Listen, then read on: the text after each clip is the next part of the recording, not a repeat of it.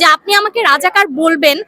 আমার মানে খুব খারাপ শোনাবে যে যখন স্বামী স্ত্রী বিছানায় থাকেন, হয়তো বা তাদের অনেক রোমান্টিক মুহূর্ত থাকে, অনেকে বলে আমাকে মেরে ফেলো, তখন কি ওনারা আসলে মেরে ফেলবেন ওনার পার্টনারকে? ব্যাপারটা এরকম হয়ে গেছে অনেকটা। আমি অলরেডি বলে ফেলেছি ভাইয়া।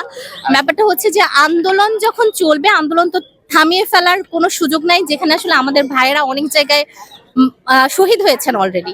সুতরাং আন্দোলন বন্ধ করার প্রশ্নই আসছে না। আন্দোলন বন্ধ করে দেওয়া মানে ওনাদেরকে বিজয়ী ঘোষণা করে দেওয়া। আর একটা যৌক্তিক আন্দোলন বন্ধ হবে কেন, প্রশ্নটা হচ্ছে সেখানে। এই যৌক্তিক আন্দোলনের সাথে আসলে সর্বসাধারণের একত্রিত হওয়ার কথা। আমি দেখছি যে যারা হচ্ছে আমাদের বাবা মা আছেন বা ভাই বোন আছেন, যারা আমাদের পরিবারের মানুষজন আছেন, পুরো বাংলার সবাই কিন্তু এই আন্দোলনের সাথে একমত পোষণ করছে না। আন্দোলনের সাথে একমত পোষণ করছে না কারা? শুধুমাত্র একটা দল বা একটা গোষ্ঠী এবং কিছু সুশীল সমাজ, যারা মনে করছে যে একটা শব্দ ধরে বসে আছে যে রাজাকার।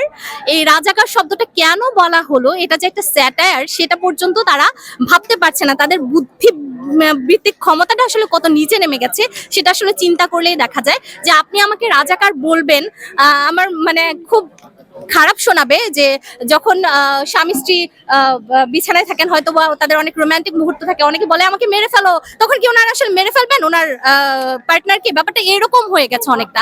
যে এটাকে বলা হয়েছে যে তুমি আমাকে রাজাকার বলেছো এবং তুমি আসলে নিজে স্বৈরাচার বলে এই রাজাকার শব্দটা আমাকে তুমি বলতে পারছো। রাজাকার শব্দটা আমি তোমার বলার প্রেক্ষিতে এত জোরে বলেছি, এবং সেটা হচ্ছে তুমি কে আমি কে, রাজাকার রাজাকার, কে বলেছে কে বলেছে, স্বৈরাচার স্বৈরাচার। স্বৈরাচার শব্দটাতে আসলে বেশি ফোকাস করা উচিত। বর্তমান সিচুয়েশনে আন্দোলনের যারা সমন্বয়ক আছেন, তারা যেভাবে ঘোষণা করবেন, আমরা আসলে সেভাবেই আন্দোলনটা চালিয়ে যাব বা সমর্থন দিয়ে যাব।